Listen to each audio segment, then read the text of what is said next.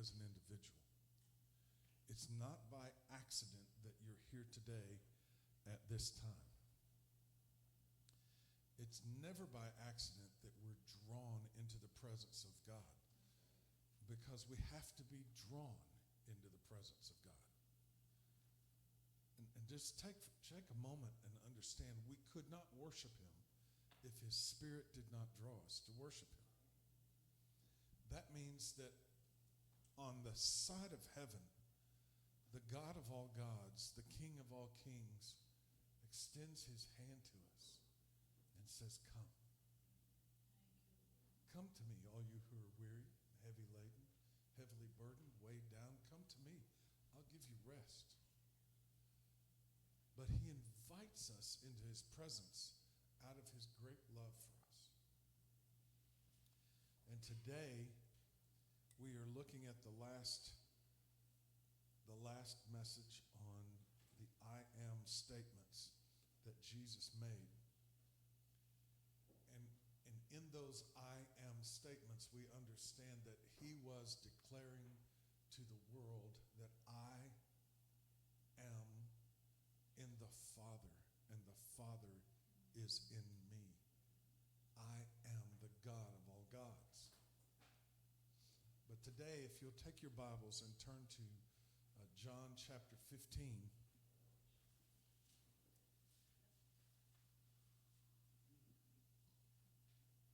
John chapter 15, verse 1.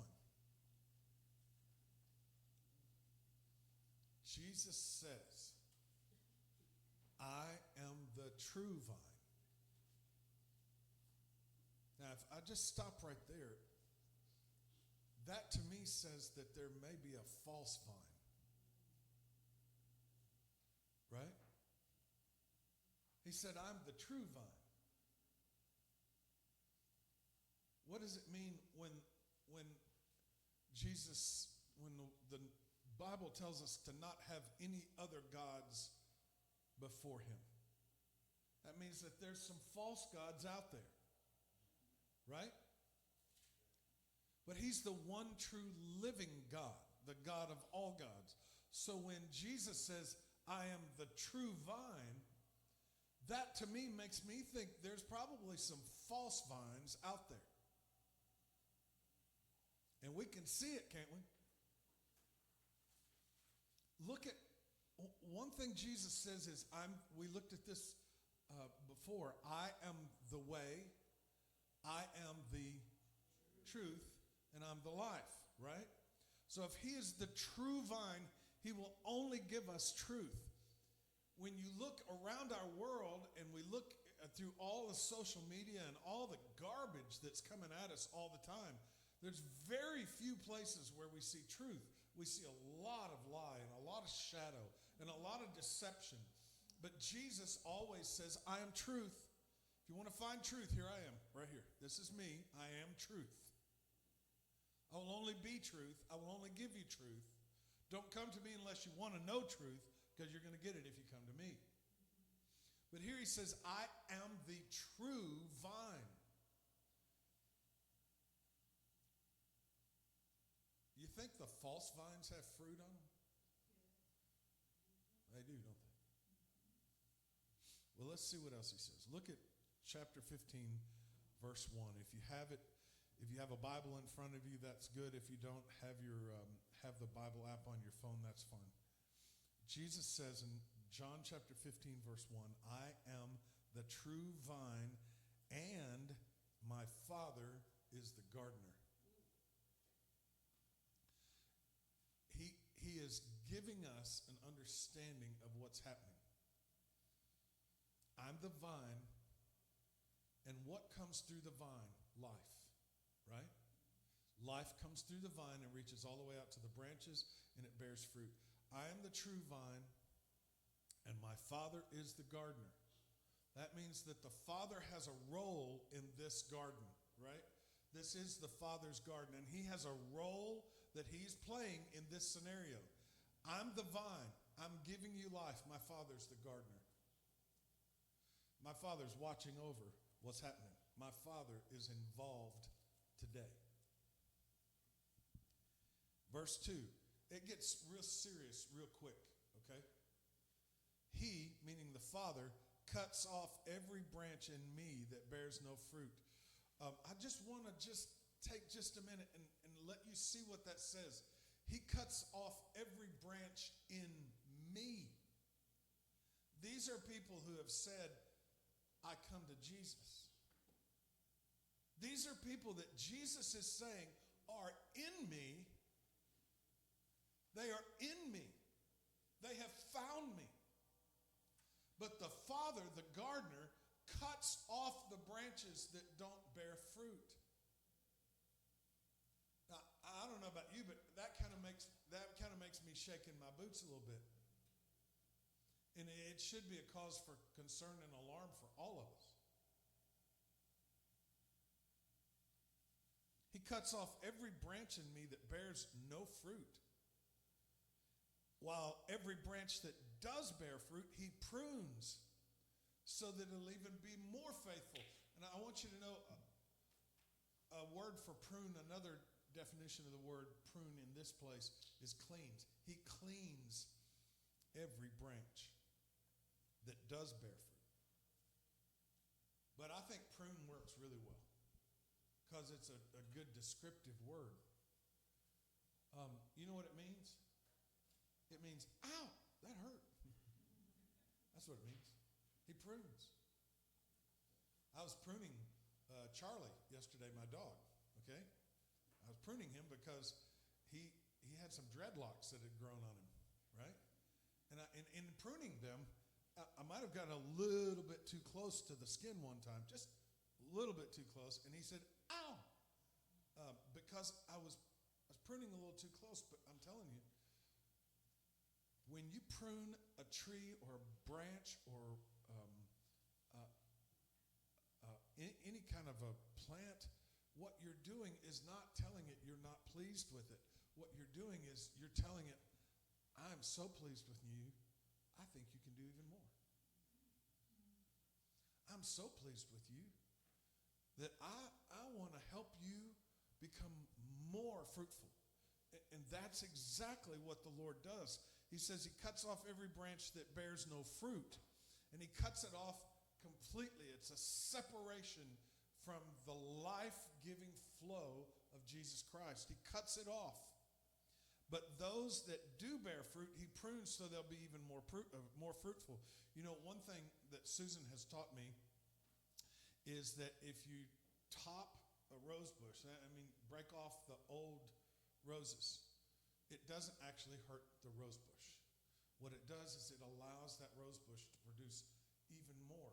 And these two little rose bushes out here, about every other week I come by and top them, and I can get 100 tops off of each rose bush. It's just crazy how many I end up taking off.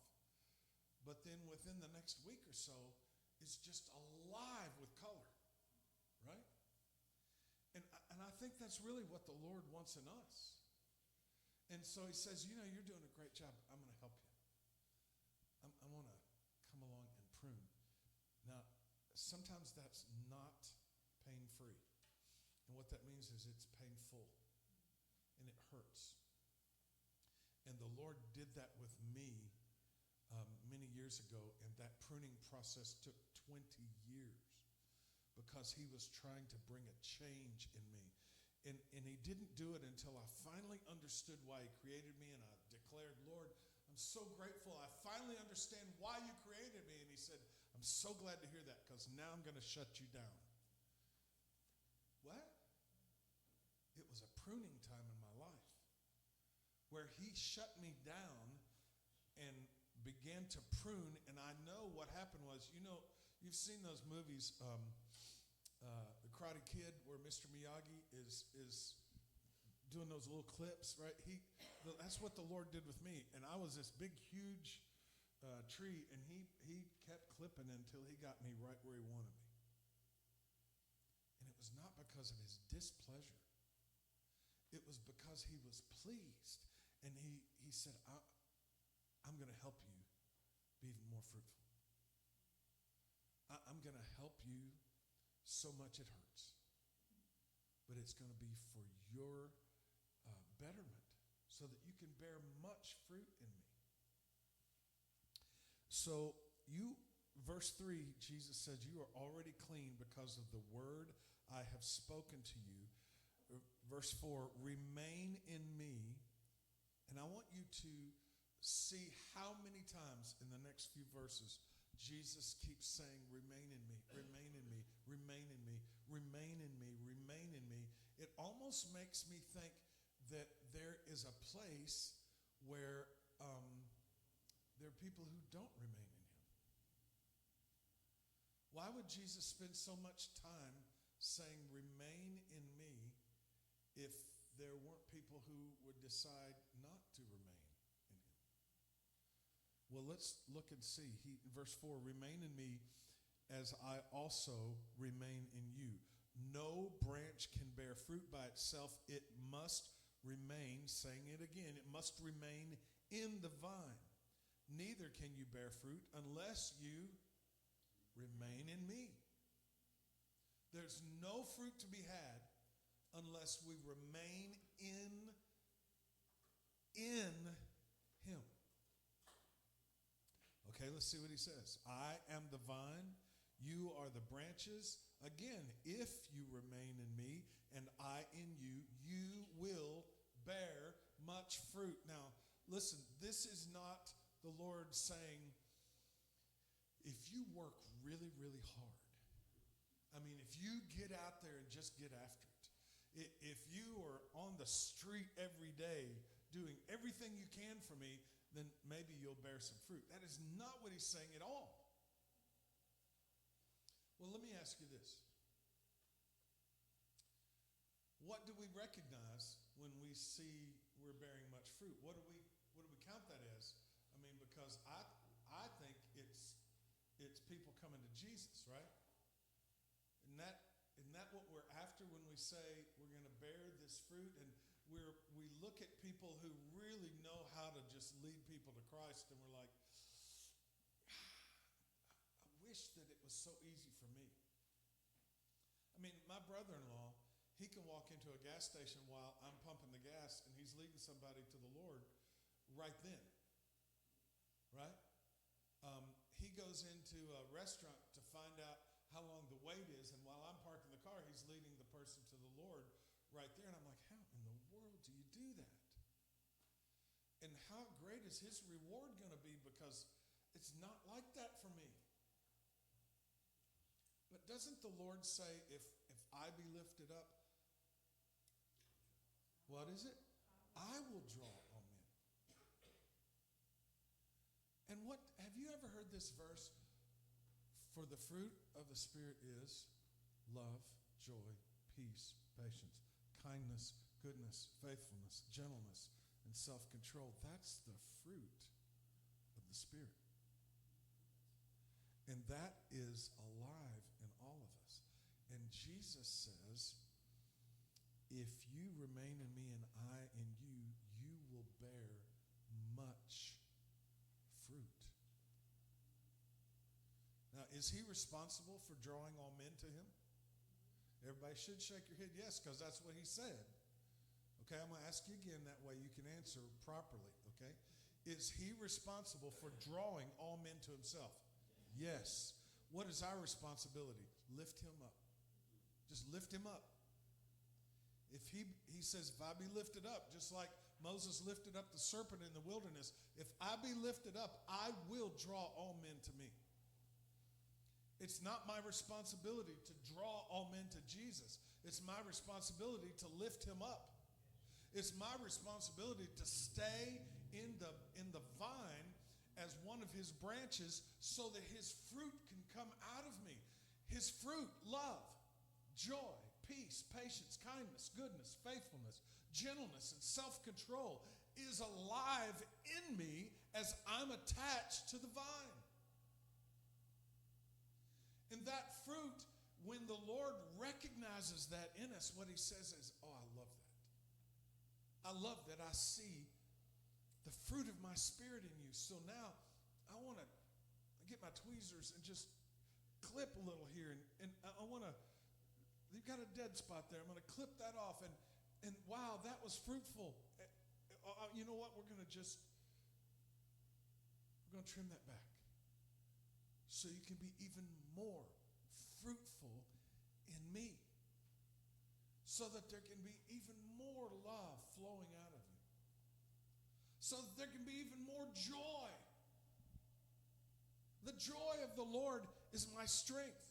Isn't that what the word says? I want even more joy. I want to be joyous. Joyful.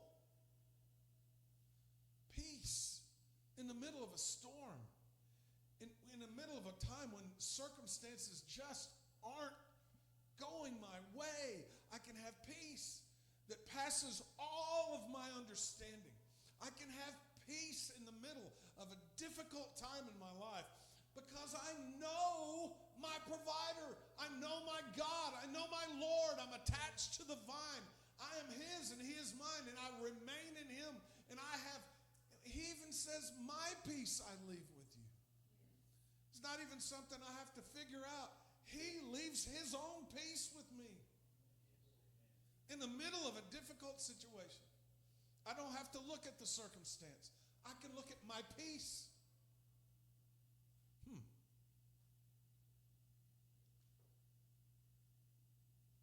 I can have patience.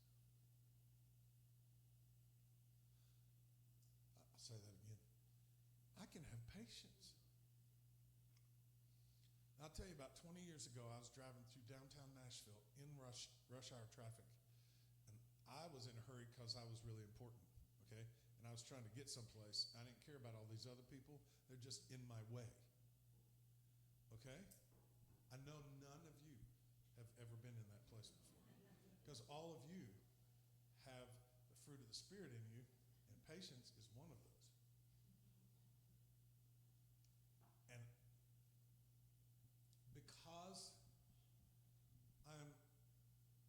because of my righteousness and holiness and purity and love for the Lord, a hole opened up in front of me. Could it be any better than rush hour traffic? That it was like the waves parted and I could see my way to mash that gas pedal. And right as I went ready to mash it, someone who is a non-believer pulled right in front of me. I literally lost the top of my head as it hit the roof of the car.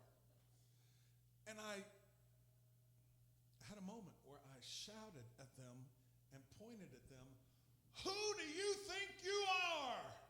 And out of my same mouth, out of my lips came these words, "Who do you think you are? Who do you think you are?" And I was like, oh my gosh. I'm nothing. The Lord spoke to me out of my own lips. As I said, "Who do you think you are?" The Lord said, "Who do you think you are?" Well, who do you think you are? And I found myself pointing at myself. And I was like, I think I'm just going to relax and be patient. And the rest of my trip was me laying myself bare before the throne of God saying, "Lord, I'm nobody. I'm nothing. I'm nothing. I want your peace." And it's so not you for me to be in that thought life. I just want to be at peace in you.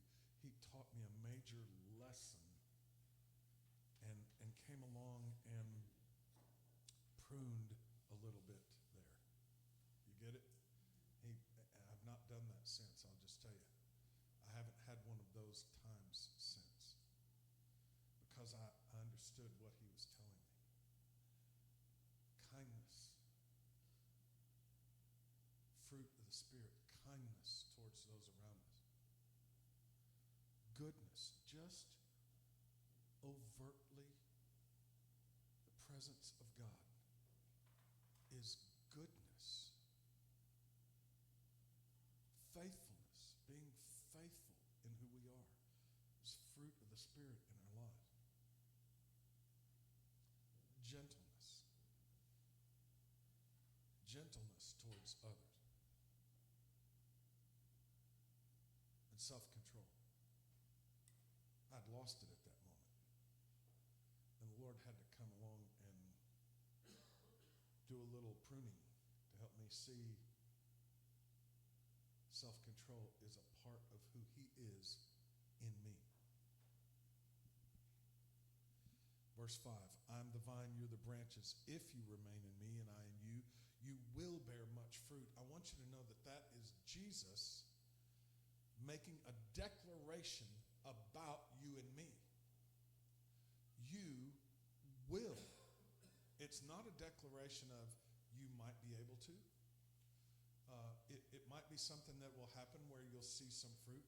It's not that at all. If you remain in me and I in you, you absolutely will bear much fruit. You will.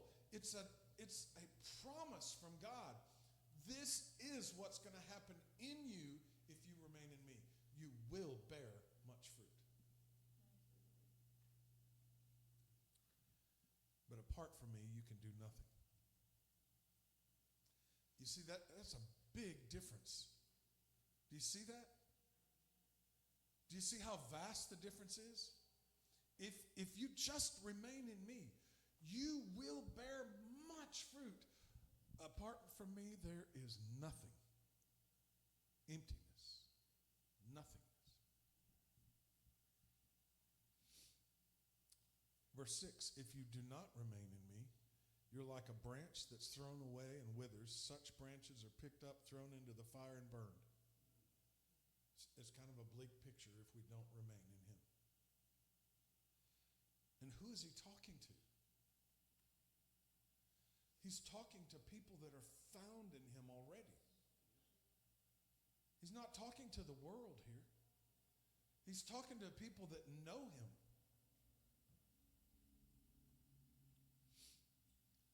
Verse 7, again, look what He says. If you remain in me.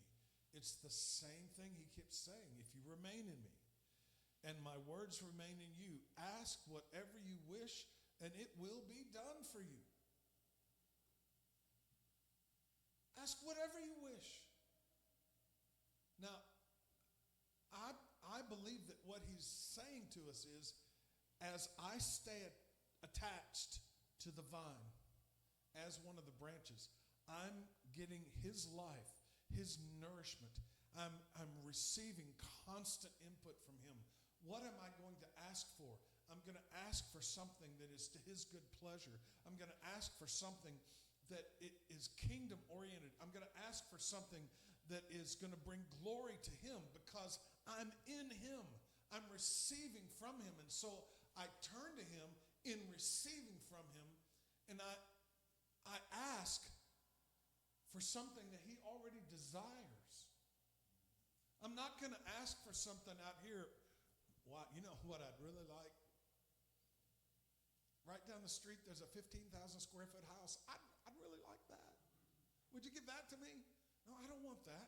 Do you know how much upkeep there is in a place like that? I don't want that. You know, Lord, I would really, really like, I'd like a Boss Hoss motorcycle. That's what I'd like. It has that 350 motor. Massive. I don't want that. What would that do for the kingdom? That's not the kind of thing that the Lord would ever lead me to ask. Lord, I would like to see the presence of your Spirit in this valley flowing like a river. I'd like to see that. I'll ask for that. Lord, I'd like to see every household in this valley know you as their Lord and Savior. Would you do that? Okay, I'll ask for that. If you remain in me and I am in you, you can ask for whatever. And what does He say? It'll be done for you. This is my Father's glory, that you bear much fruit, showing yourselves to be disciples. Verse 9, as the Father has loved you, so I have loved you. Now remain in my love. Again, He's saying it over and over and over. Remain in me, remain in me, remain in me. Stay in me. Stay in me. If I remain in you, and if you remain in me, and my words remain in you, listen. See this right here? This is a book. It's called the Bible. And this is the living Word of God. His words need to remain in us. I would really encourage you, if you don't already, to turn the Bible app on your phone and let that just play in the background of your day-to-day life. Just let it be playing when you're in the kitchen. Let it be playing when you're in the bathroom getting ready in the morning. Let it be playing in your car as you drive down the street. And you won't necessarily remember every word, but you will get the nourishment from that word. You understand what I'm saying? Can you tell me what you ate every day last week? No, but your body has the nourishment from what you ate last week. And if you just have the word playing in the background of your life, the word will stick and the word will nourish your spirit. Have his word alive in us. Now remain in my love, he says at the end of verse 9. Verse 10, if you keep my commands, you will remain in my love. It's constantly coming from Jesus right now to us. Remain, remain, remain. Now skip down to verse 16. You did not choose me, but I chose you and appointed you so that you can go and bear much fruit. Fruit that will last. And so that whatever you ask in my name, the Father will give you. He says it again. Do you know why the Lord repeats things to us? It's to emphasize. Do you know why the Lord repeats things to us? It's to emphasize. Do you know why the Lord repeats things to us? It's to emphasize. Do you know why the Lord repeats things to us? It's to emphasize. Do you know why the Lord repeats things to us? It's to emphasize. Do you know why the Lord repeats things to us? It's to emphasize. And it's to emphasize that the Lord repeats things to us. He said over and over and over and over again, if you remain in me. Then. It was an if then. If you remain in me, then. If you remain in me, then this will happen. Then you will bear much fruit. Then you will ask whatever you want, and it will be done. If you will remain in me, I will remain in you. If you remain in me. It shouldn't even be a question for us. Has God proven himself faithful over and over and over again? And right now we can sit here and say, boy, I tell you what, the next time I have a difficult circumstance, I'm just looking to Jesus. And what happens is that difficult circumstance overtakes us and overwhelms us, and we find ourselves looking at the circumstance and believing what the circumstance is saying rather than just looking back to the Creator and believing what he says. You don't believe me? Look at the Israelites when they came out of Egypt. They had firsthand seen the miraculous hand of God in their life over and over and over and over, and setting them free from the Egyptians and the cloud by day, that pillar of cloud that guided them by day, and the fire that would rest on the tabernacle overnight right above the Holy of Holies. The presence of God was in their camp. And they could see it with their own eyes.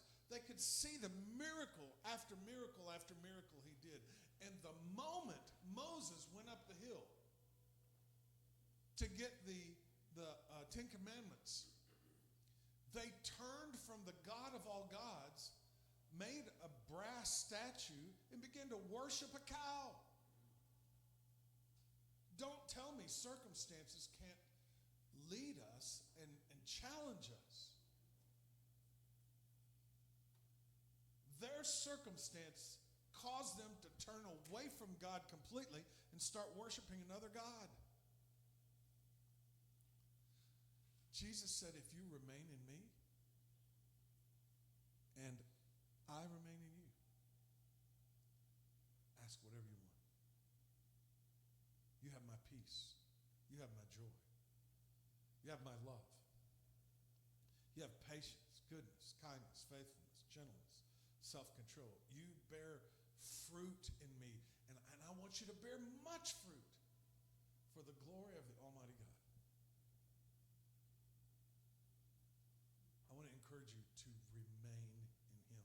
And I don't say that lightly. I'm not just saying it because He said it. I'm saying it because it's important. He said it. Remain in me. I am the vine. You are the branch. Remain in me as I remain in you. Now, I don't know what that means for you today. I recognize in my life many times the pruning of God in my life. And it wasn't always because I was heading down the wrong path. It wasn't because of sin. It was Him saying, I'm going to produce more fruit out of you. And so Susan and I have a declaration we make to the Lord a lot when we're praying and when we are just worshiping, and that is, Lord, I love your instruction. And Lord, I love your correction. I love them both because they show His love to me. I love it when He teaches me something new. I love it when He corrects me for something that I was in error, or I was just wrong, or I was hedging this way. I love the correction of God. It's His love towards me that causes Him to bring correction. So you know that we practice saying yes, Lord, and we encourage you to practice saying yes, Lord, so that you know whenever He asks you something, you know what the answer is before you even hear the question. The answer is always yes. But also, just tell Him, Lord, I love your instruction and I love your correction. And I lean into your instruction. I lean into your correction because it leaves me closer to you.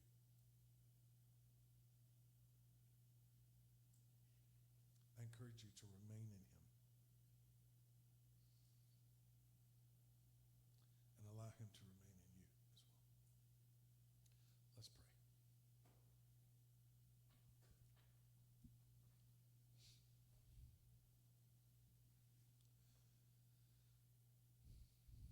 Lord, you are the true vine. I want nothing from the world. I want nothing from any of the false vines that would try to get into our lives. I want nothing from the lie. I want only you. And I ask you this day, Jesus,